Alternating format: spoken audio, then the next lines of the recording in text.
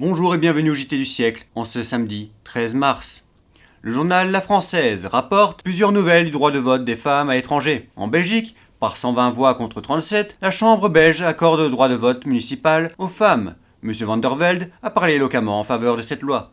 En Angleterre, la Chambre des communes a adopté en deuxième lecture un projet de loi qui donnerait aux femmes les droits électoraux dans les mêmes conditions qu'aux hommes, c'est-à-dire qu'elles pourront voter dès leur majorité et non plus seulement à 30 ans, comme dans la loi actuelle, votée en 1918.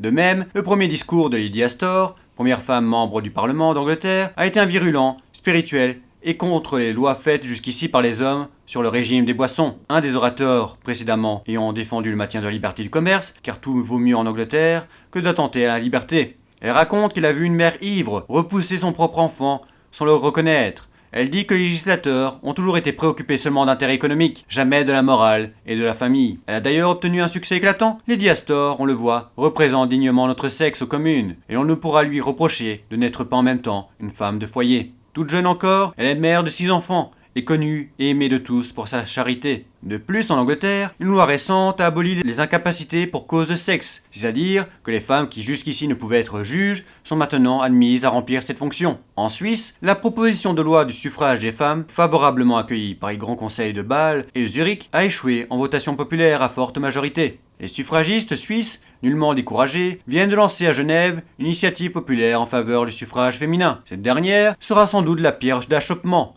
l'opinion publique en Suisse n'étant pas encore suffisamment éclairée, ainsi que le prouvent les échecs de Bâle et de Zurich. C'était le JT du siècle, l'info de notre histoire.